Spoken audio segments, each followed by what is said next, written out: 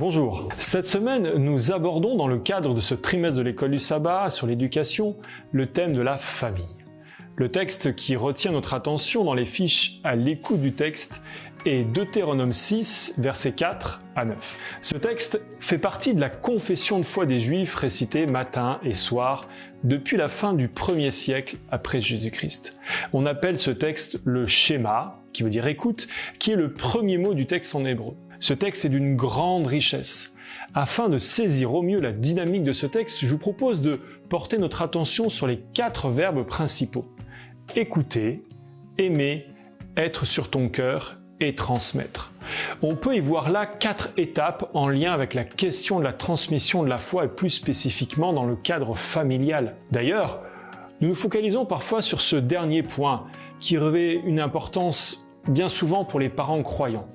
Mais peut-être que ce texte nous propose de prendre comme un chemin avant d'arriver à cela.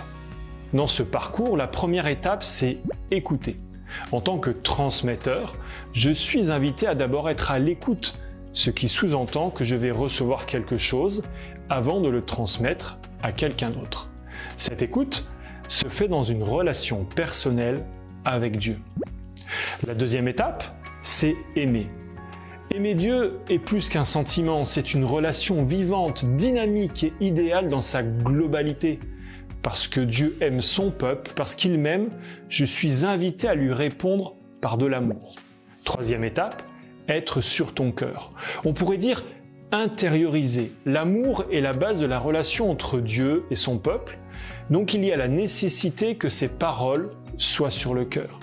Mais il faut noter que la relation précède l'intériorisation. L'intégration, l'intériorisation, l'incorporation des paroles de Dieu passe par un vécu relationnel. C'est une affaire de cœur et non d'actes et de rituels. Enfin, quatrième étape, transmettre. Le verbe utilisé en hébreu sous-entend 2 dimensions. D'abord affûter, aiguiser, enseigner les mots de façon incisive avec force. Et puis répéter, réciter encore et encore. Cette transmission se fait de manière totale, à la fois tout le temps et à des moments précis, et de multiples manières.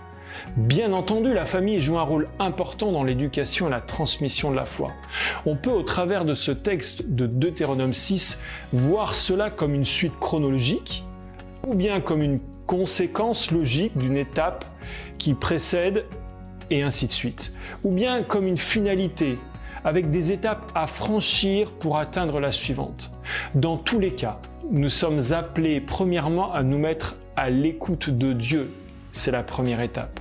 Alors, je vous souhaite cette semaine une bonne étude, en vous mettant d'abord personnellement à l'écoute de Dieu pour une meilleure transmission au sein de votre famille. Que Dieu vous bénisse.